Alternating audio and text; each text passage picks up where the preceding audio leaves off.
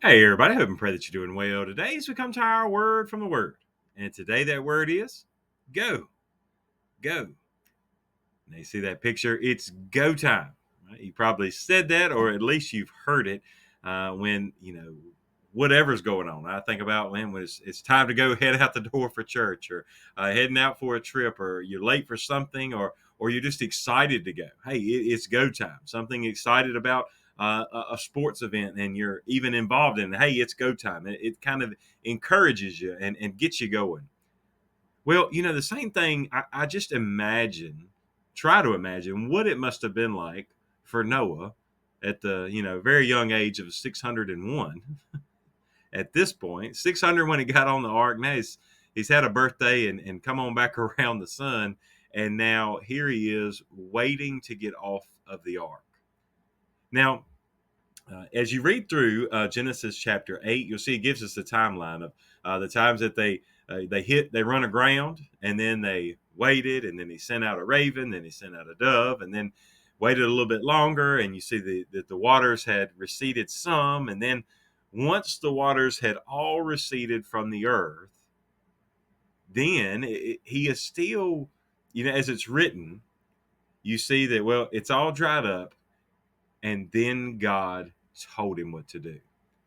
So let's dive right in today and look and see what Moses records that God says to Noah here at the end of the flood.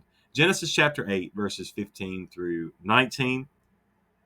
Then God said to Noah, then God spoke to Noah, saying, go out of the ark, you and your wife and your sons' wives with you.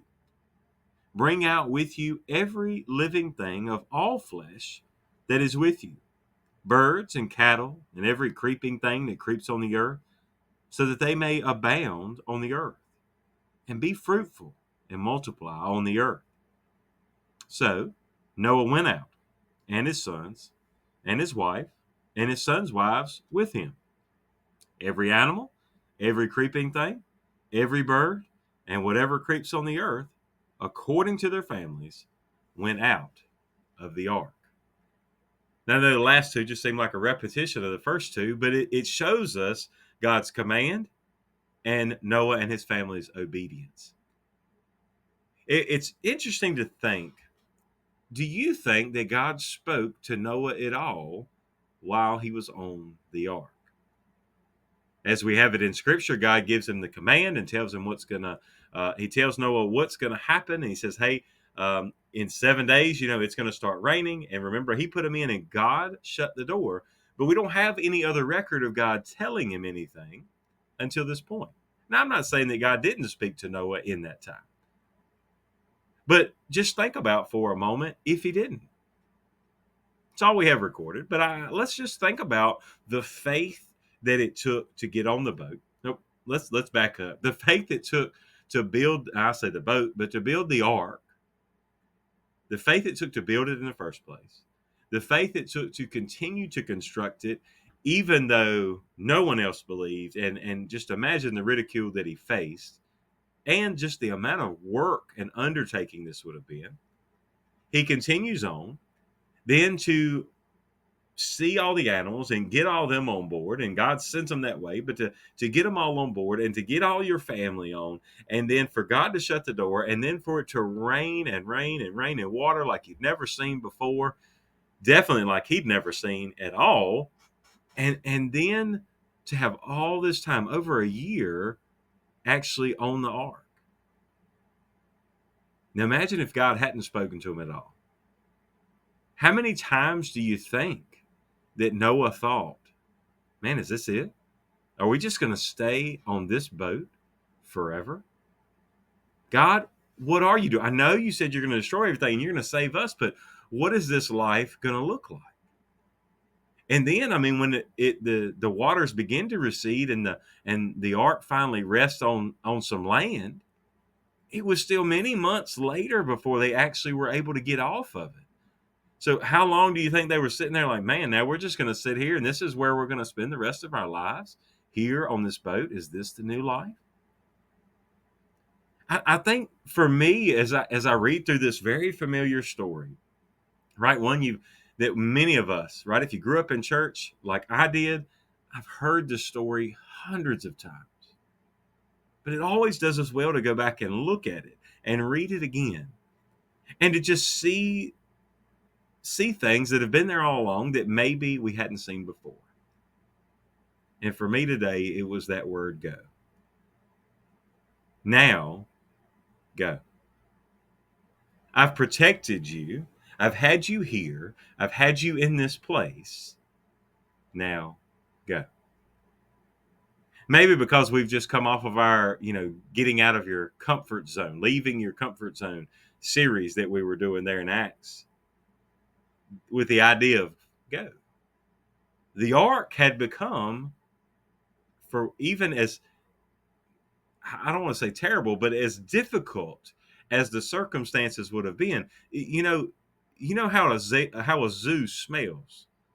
You know how dealing with all the animals must have been. I mean, that was work every day, tiresome work every day, exhausting work every day that they were doing on this ark, and then not to mention all the other things that would just go along with it. But even in that, I'm sure they had gotten into routines, and they had gotten into things that were comfortable.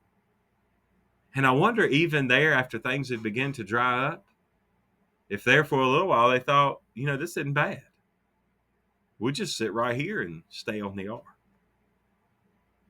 But God said, go. See, it's very important for us to understand that there are times God does protect us right where we are for a reason. But if we get too comfortable there, we need to understand that God is telling us to go and do something else. With that, the ark is a symbol of salvation and the way that Jesus Christ saves us from the flood of sin, saves us eternally from the punishment of sin. But I think along with that, when we're talking about Revelation, it's not that we're going to go and leave salvation, but we talk about the work that is going to be done even in heaven, that we would still have work. Work was instituted before the fall. Remember that from just a few days ago. Think about this. Noah is now hearing the command from God. Now I have something else for you to do. We don't know much about Noah. And honestly, when you get done with this, they come off and we'll look at that a little bit tomorrow. But I mean, he builds an altar, and then God gives him a promise. But then some of the last few words you hear of Noah are not flattering things. We don't know much of anything about Noah before he got called to build the ark. I wonder how many times in our lives we feel like maybe we've done the thing that God wanted us to do, and we think we can just go sit down when God has called us to go and do something else. Now, maybe part of that something else for Noah was to go and now be fruitful and multiply again, right? Need to replenish the earth again. And hey, we're here because they did that. But I would just ask you today, have you gotten too comfortable sitting in the same place? Have you gotten too comfortable with the same routine? And maybe God is telling you today, it's time to go. God bless you. And I pray you have a great, great day.